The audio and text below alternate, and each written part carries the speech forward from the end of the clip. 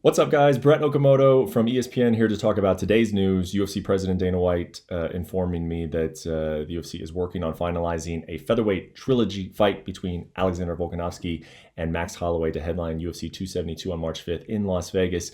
Important to note, additional sources told me the contracts have not been issued. They have not been signed, but the UFC working on finalizing this. It does look like it will get signed shortly. So let's talk about this fight a little bit. I mean, in some extent, I think it was pretty obvious that this was the obvious direction the UFC was going to go with this 145-pound division. It is first off, it's the biggest fight. I think you can make it 145.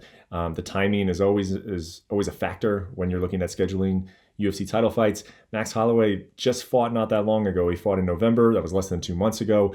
Had a 5-round camp for that fight. It was a tough fight, a competitive fight against Yair Rodriguez. So jumping right back into a camp for a championship fight, that's a tough ask, but Max Holloway was willing to do it.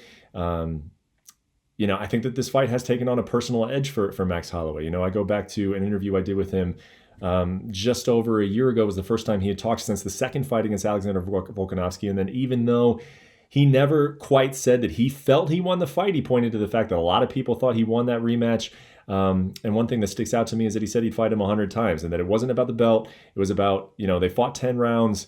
And he felt like the words he used is that it wasn't in the right place. It wasn't in a good place. He didn't like the way it was sitting with Alexander Volkanovski. So I believe that is still very much the case for Max Holloway. A year later, he had a phenomenal year in 2021. It was the first time he had appeared in non-championship fights in a very long time, looked brilliant in both of them. And now in 2022, will get his chance to fight Alexander Volkanovski, who is finally getting the credit that I believe he deserves. Look, whatever camp you're in terms of, did you think he won the first fight? Did you think he won the second fight? Did you think he won neither? He won both. He got his hand raised both officially. The belt is around his waist. And I think with a brilliant performance against Brian Ortega, he only fought once in 2021, but he looked great against Brian Ortega. Very motivated, very talented, very driven Brian Ortega.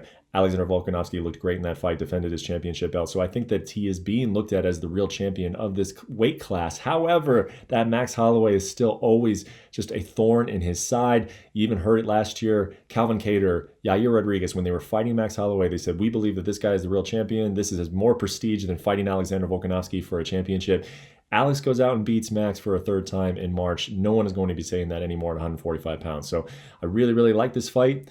We've seen it twice. We know how close it is. We know how competitive it is. And we know the action that it provides. So UFC has a good headliner there in the first quarter of 2022. Big, big stakes for both guys, because I think Alexander Volkanovski also knows, and this is not fair, but this is sometimes the way sports work, the way the world works. If he loses to Max Holloway, I do not think the UFC is going to turn around and book him an immediate rematch. He's going to have to wait forever to see a fourth fight, because fourth fights are rare in the UFC. So I think if Max Holloway does go out there and happens to win decisively, it's going to be a second before Alexander Volkanovski gets a chance to right that wrong. So a lot on the line for the current 145-pound champion, and equally for Max Holloway, because if you lose to the same guy 3 times, that's always a tough thing on your resume.